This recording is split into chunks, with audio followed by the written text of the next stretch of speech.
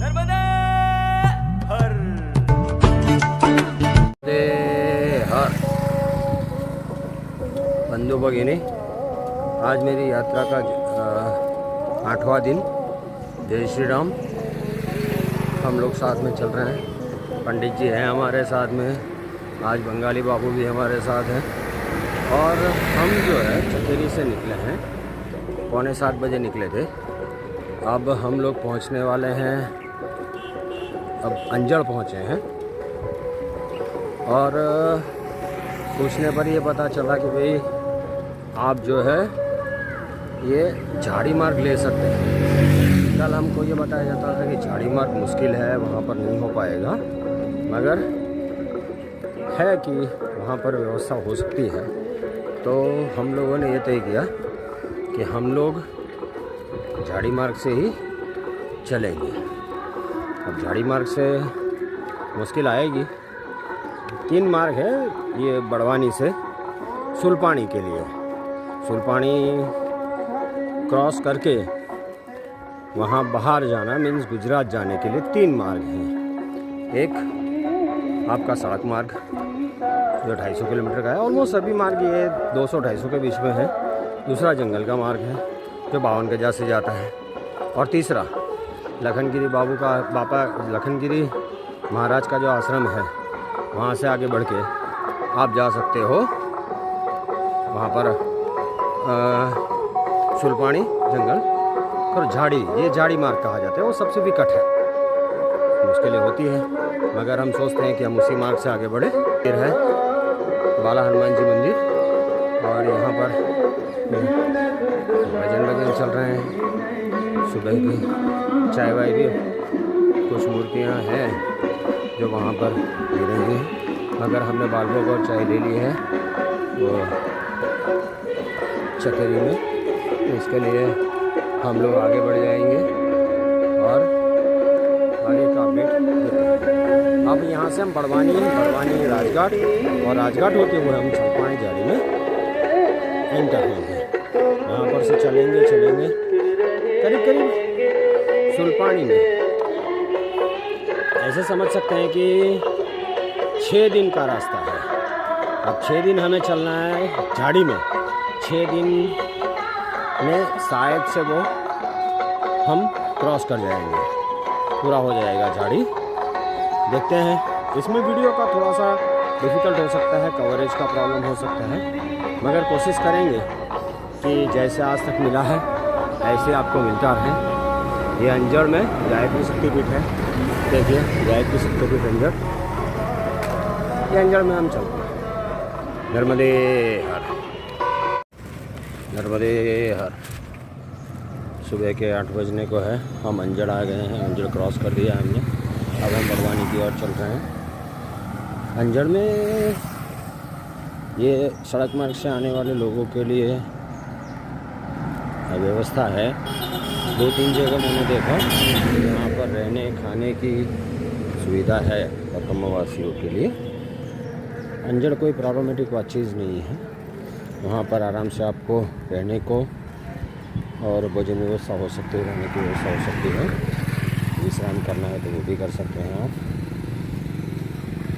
तो अभी हम लोग अंजड़ पार करेंगे और अंजड़ से हम चलेंगे। ये रोड का रास्ता है, ट्रैफिक चलता है, ये सब चलता रहता है। अंजड़ हम पार करेंगे, इसके बाद बड़वानी से आगे जो रास्ते लाना है राजघाट पहुंच के तय कर लेंगे। तो अभी हम चल रहे हैं। हमारे साथ ही है कुछ, तो बोलते हैं कि हाँ ठीक है हम लोग चलेंगे ये झाड़ी मार्ग से। तो देखते हैं अब उनका क्या रहता है, कैसा रहता है। वहाँ पर जाके फिर से एक बार कंफर्म करेंगे कि भाई आपको आना है झाड़ी मार्ग से या तो आपको वही करना है कि वहाँ पर सड़क मार्ग से चलना है। झाड़ी के भी 2 मार्ग है, झाड़ी और दूसरा पहाड़ी रास्ता, इसको जंगल रास्ता भी कहा जाता है। देखते हैं अब आगे कैसा रहता है। अगर अभी हम लोग अलीगढ़ से बड़वानी की ओर चल रहे हैं। नर्मदे हर अगर आप सड़क मार्ग से चल रहे हैं बड़वानी के लिए तो ये हनुमान मंदिर सदाव्रत समिति से अन्न क्षेत्र चल रहा है। यहाँ पर आपको भोजन रहने की व्यवस्था मिल जाएगी। एक रोड से ही बिल्कुल पर ही ये रोड है और यहाँ से अंदर ही ये मंदिर है। यहाँ पर अन्न क्षेत्र चल रहा है। तो आप ये जगह है बोरलाई में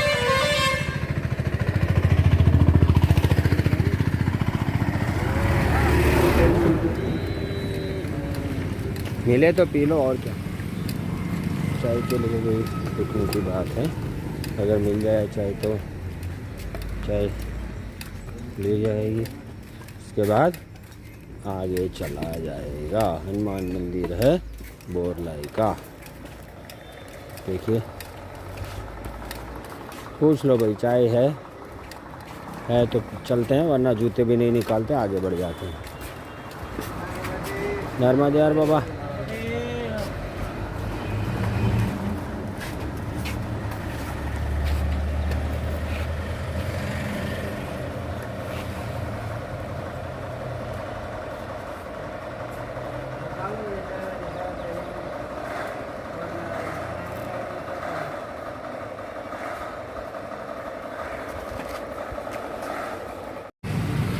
नर्मदे यार ये मेकलसूत्र धाम नर्मदा कुटीर नक्षत्र ग्राम करी बड़वानी के 2 किलोमीटर पहले हम यहाँ रुके थे।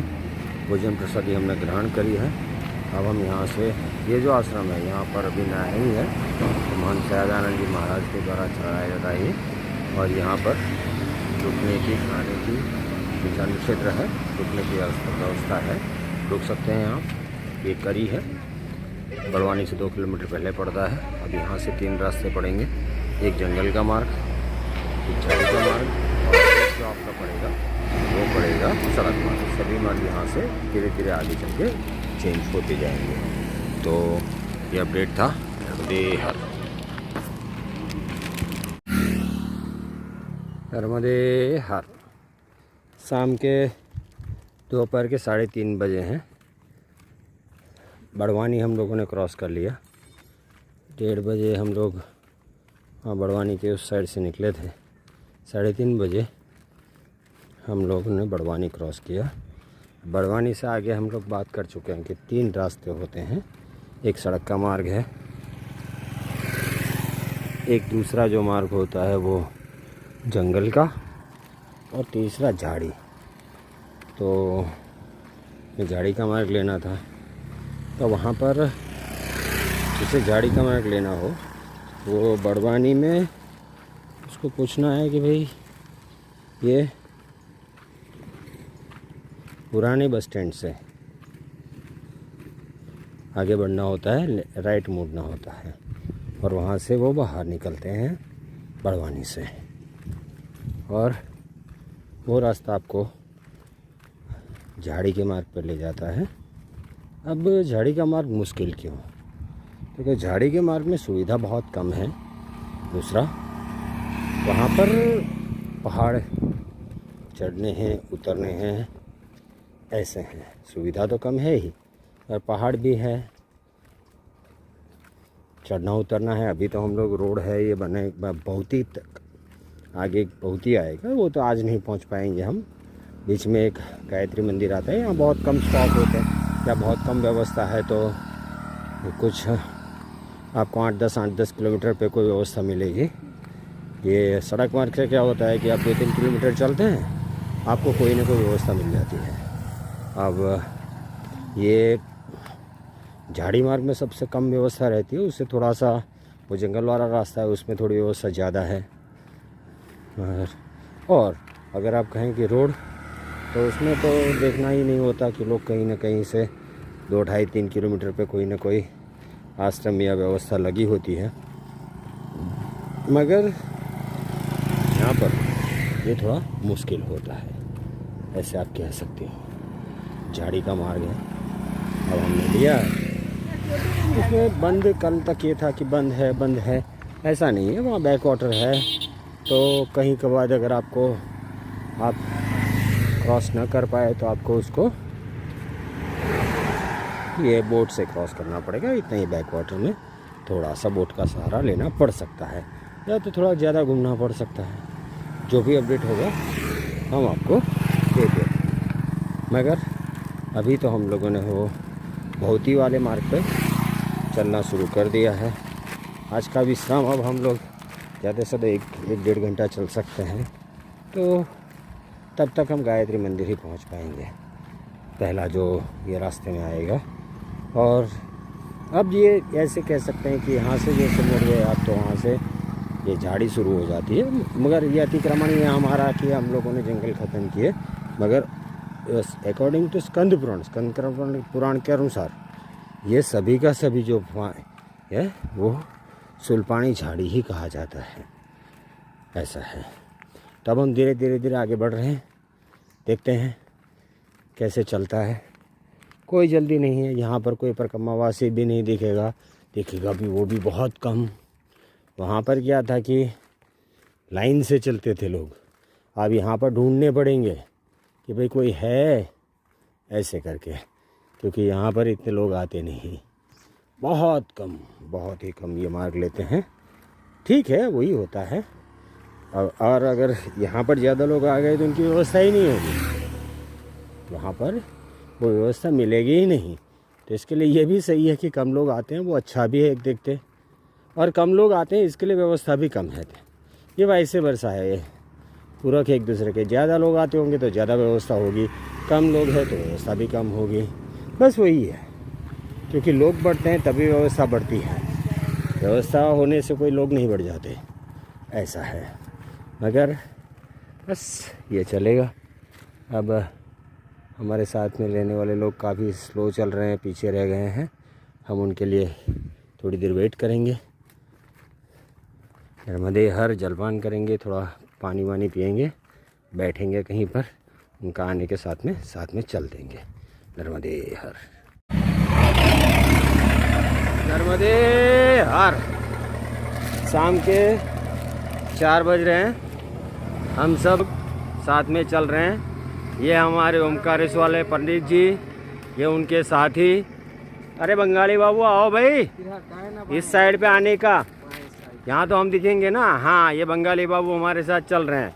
थोड़ी देर में फरमाइश करते हैं वीडियो निकालूँ, घर भेजने का है, तो घर भेजते हैं उनकी वीडियो, सबको दिखाए ऐसे। और पंडित जी के घर पे भी वीडियो पहुंच रही होगी, उनके मम्मी पापा को भी खुशी रहती होगी कि चलो भाई सही चल रहा है। तो हम लोग ऐसे ही मार्ग में आगे बढ़ रहे हैं। अब ये शायद से जब रुकेंगे इससे पहले का। अरे भाई आकाश आगे आ जा थोड़ा सा, पंडित जी। अरे बंगाली बाबू आने दो उन्हें, आकाश को आने दो। हमारे मोहन जी भी साथ में हैं, मोहन जी दिखते हैं, बंगाली वो सब दिख रहे हैं। देखो हमारे वाला चारों के चारों दिख रहे हैं हमारे साथी। और धीरे धीरे हम आगे बढ़ रहे हैं। नर्मदे हर, नर्मदे हर, नर्मदे हर, नर्मदे हर। बंगाली बाबू बहुत उत्साह में रहते हैं पूरे। थोड़े थके हुए हैं 2-3 दिन से, क्योंकि उनके पैरों में कुछ छाले पड़ गए थे। अब सही हुआ है, मगर फिर भी इतना परफेक्ट नहीं। उनकी वॉकिंग स्पीड थोड़ी कम भी हुई है, वरना जिस दिन वो 2 दिन के बाद मुझे मिले थे तो एक ही दिन में 35 किलोमीटर चल दिए थे। उनकी स्पीड भी अच्छी रहती है, मगर वो पैर में छालों की वजह से थोड़ी परेशानी आ रही है। अब वो सही हो जाएंगे तो फिर से वही स्पीड हो जाएगी। मगर अब वो झाड़ी का मार्ग है तो चलना थोड़ा सा मुश्किल भी होगा, और इतना हमारे हिसाब से नहीं चल पाएंगे। जिस हिसाब से जो वहाँ पर स्थान मिलेगा, व्यवस्था मिलेगी, उसके हिसाब से ही चलना होगा।